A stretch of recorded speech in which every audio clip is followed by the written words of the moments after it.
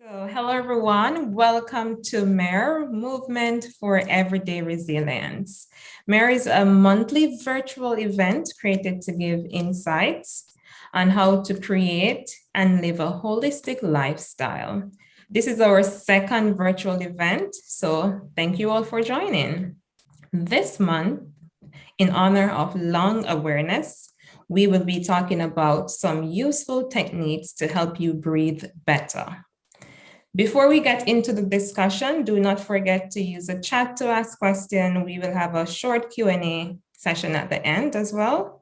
Today, you will hear from two experts, Heather Skoll and Ann Klausner.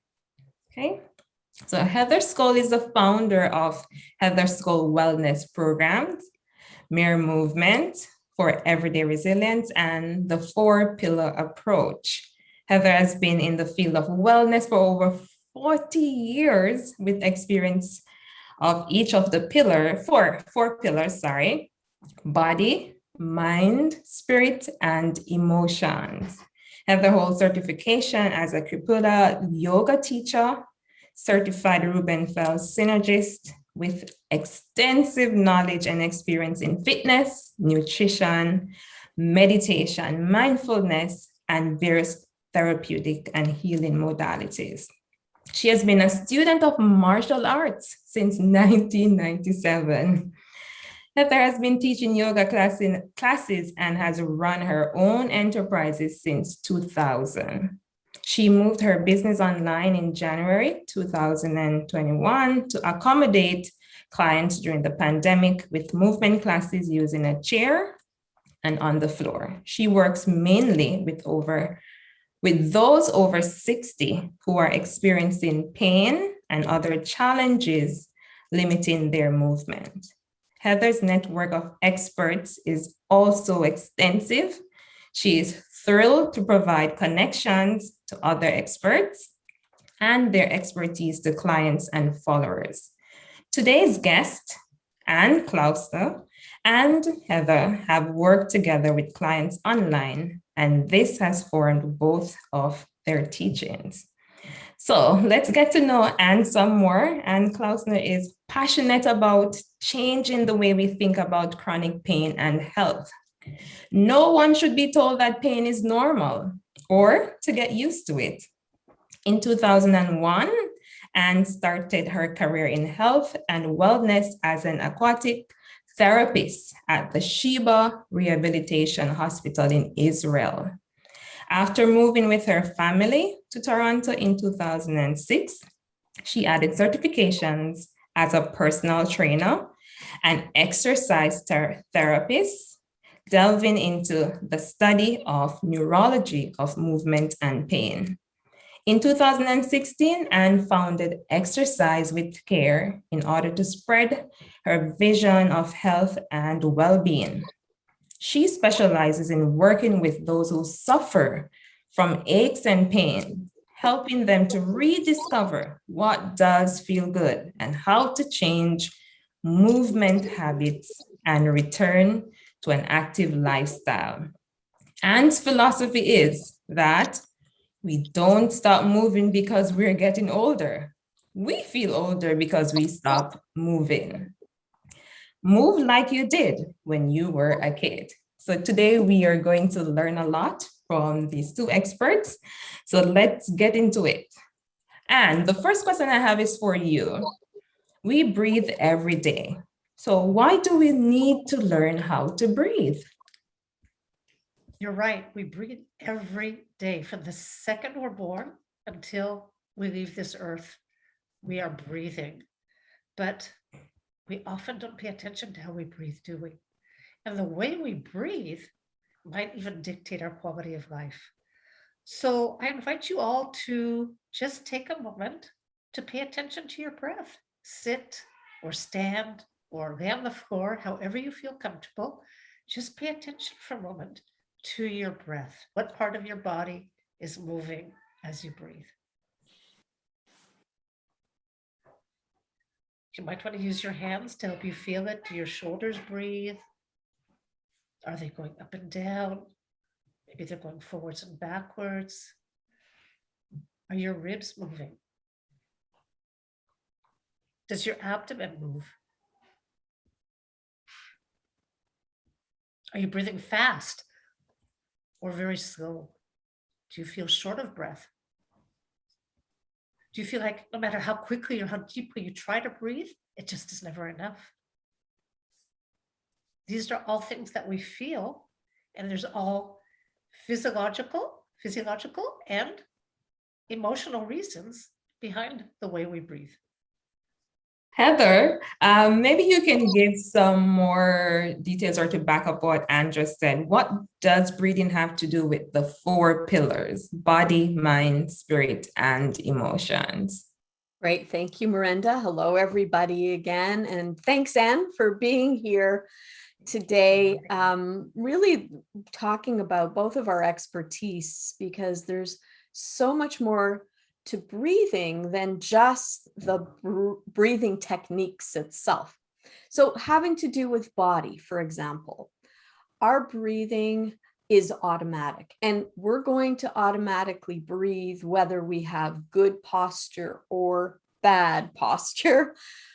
As Anne said, the quality of our breathing, though, makes a big difference to the quality of our lives. So one thing to mention about posture, even if you're someone who feels like you're straight up, probably even especially in the past couple of years, maybe a lot of online sitting, you may actually be sitting with your head forward. And when I do that, I can feel how that affects my speaking. So I'm just going to stop doing that. So forward head posture can really impact your breathing.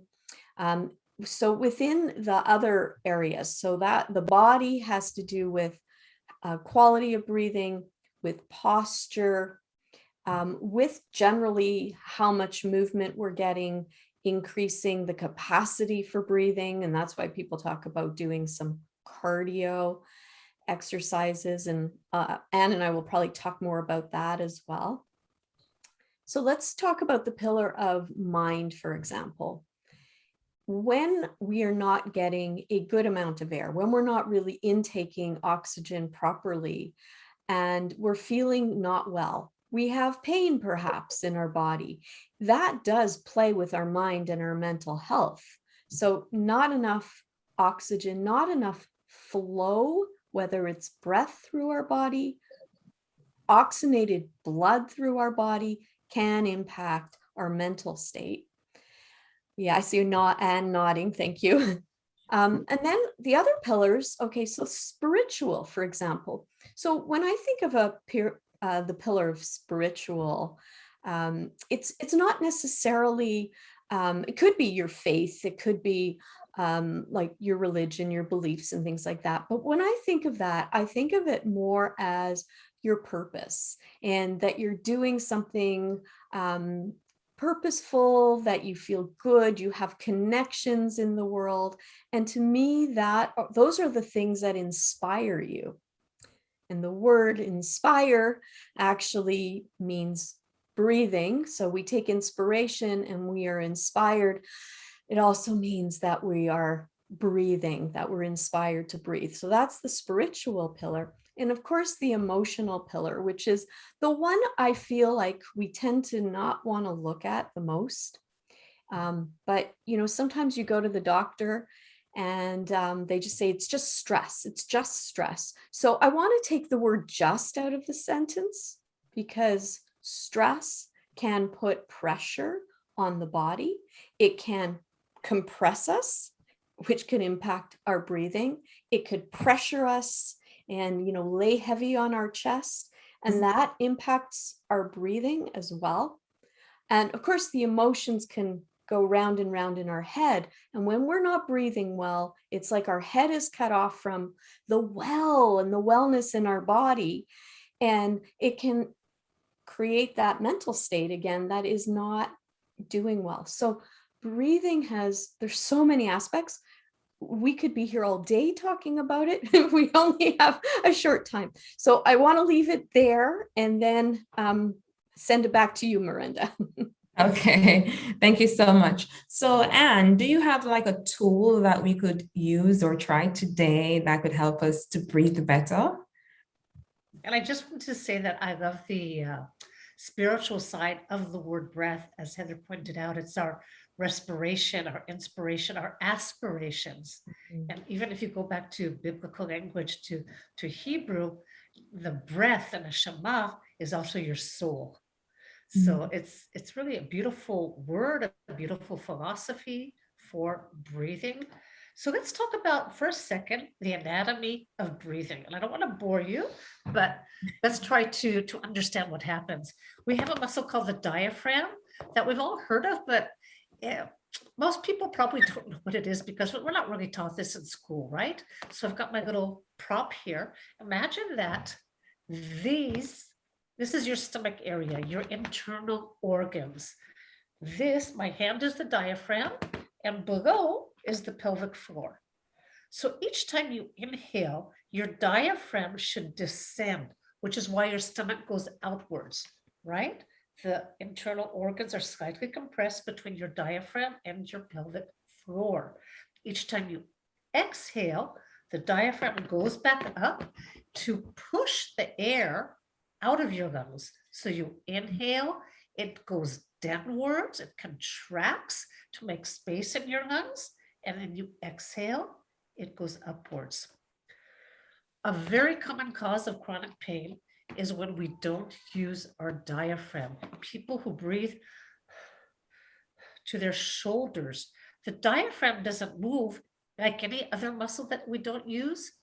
It gets weak and it might even get tight. It starts to contract. And when it starts to contract, it actually starts to pull our spine and our ribs closer to each other, squeezing those bones in a way which can be very painful and can even cause us. It starts with the hunched over position, but as the diaphragm gets tight, it actually causes, everything's a circle, right? It can cause that position. Wow. Our breathing this way with the shoulders starts with stress. But if we continue to breathe this way, our body is sending a message to the brain that we're stressed, which then loops back to our body. So all of these are vicious circles. The way we move and breathe tells our brain what our body feels. And then our brain says, oh, I'm stressed. The body is telling me so, increases that message of stress. So breathing to our diaphragm, when I work with people, I often say, if I can get you to breathe correctly and nothing else, I've done my job, because it will change the quality of your life. If you feel short of breath, chances are you're not breathing correctly. Or if you have neck pain, because our neck muscles aren't meant to be doing this all day. They're meant to be relaxed as we use our diaphragm.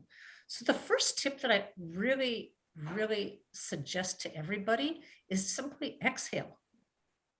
Especially over the past 2 years, we're all holding our breath, waiting to see what's going to happen next. Let's just all exhale for as long as you're able to. So I suggest when we're just starting, take a short breath in, 3, 2, 1. Now exhale. 5, 4, 3, 2, 1. A short breath in, exhale. 5, 4, 3, 2, 1. Now, if you get to that point where you feel what's called air hunger, where you feel like, I have to breathe, it's actually a good thing. Try to remain with it for an extra moment, because then you're going to feel that, and it might actually trigger your diaphragm to work, which is what we're aiming for. Okay, so you want to get that really long exhale till it's uncomfortable, and then take that next breath. A shorter breath in, a longer exhalation. Now, it's been shown over the past few years that even for athletes, people who run, people who are very active, they can increase their stamina simply by prolonging the exhalation. That most of us are a little bit hyperventilated. We think we need a lot more air than we actually do, because our lungs are big. They have a lot of space, and we're never fully exhaling. So the biggest tip that I can give just in such a short period of time is exhale.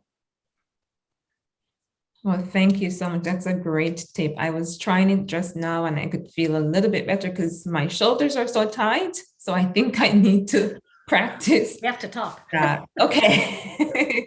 Thank you, Anne. How about Heather? What would you suggest that we can do?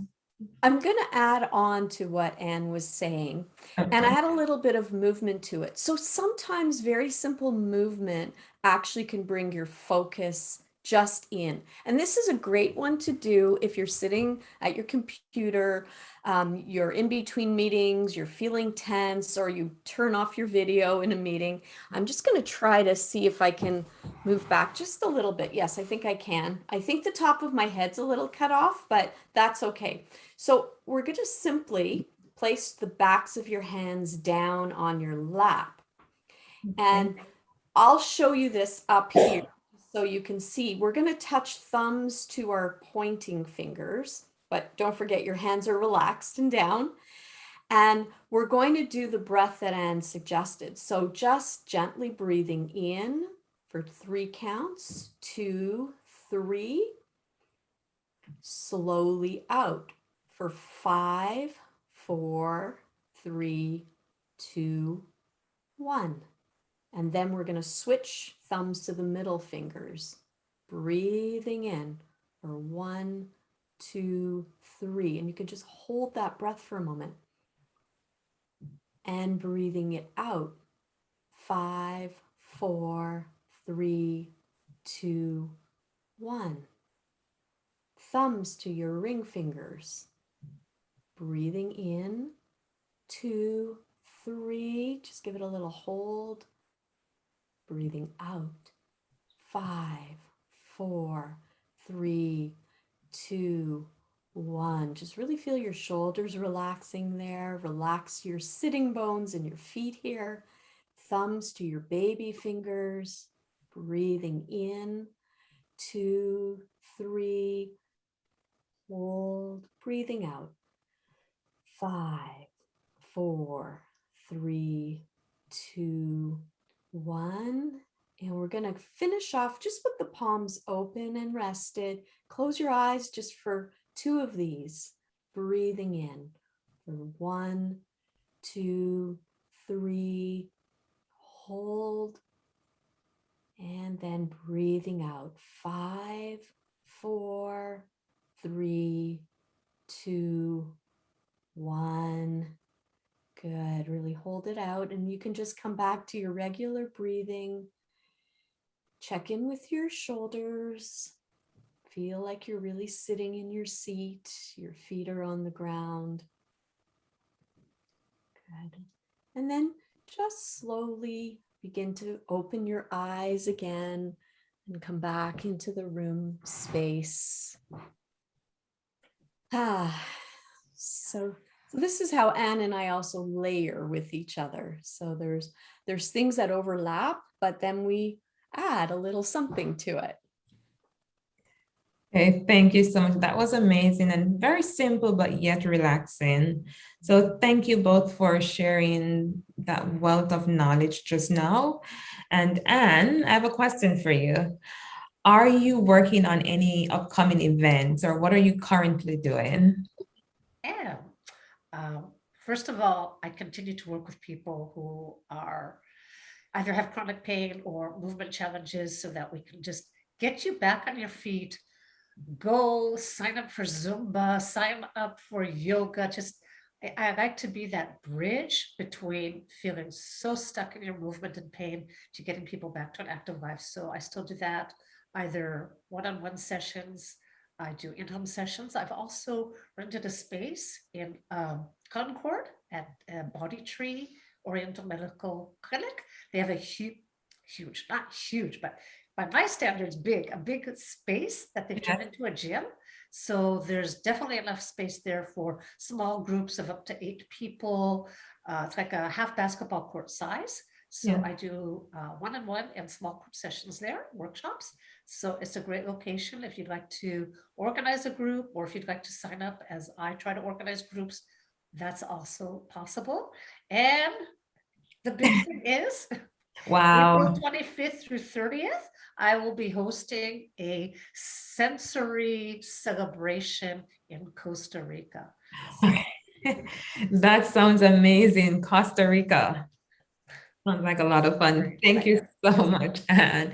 And I'm going to go over to Heather. Do you have anything coming up, Heather, or any programs that would be helpful to our listeners and participants? Absolutely. So I continue to teach virtually. Anne and I are both in Ontario, for anyone who isn't close by here, sort of York region area. So I'm virtual. I teach classes online, the chair and floor classes. I also do work one-on-one with people online if they are stuck emotionally, and that work is the Rubenfeld Synergy work. And we are going to continue to have virtual events with different topics coming up in a couple of weeks. Actually, we'll be talking to Cynthia Schaefer, who just wrote her book called Your Food is Your Future. So just a little plug for our next one coming up. And other than that, I think we'll send you all a follow-up email with information, with Anne's contact information as well. So just look forward to all of that.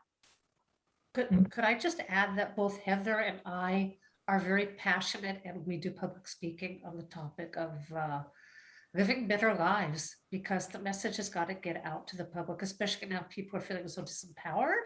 And we're both passionate that you do have the power to live a healthier life. You just need a little bit of guidance, a few tools in your toolbox. So if anybody is looking for speakers, both Heather and I are really passionate to do that. Okay. Thank you, ladies, both for sharing on such an important topic. To learn more about Anne, you can check out our website at exercisewithcare.ca and Heather at heatherskoll.com.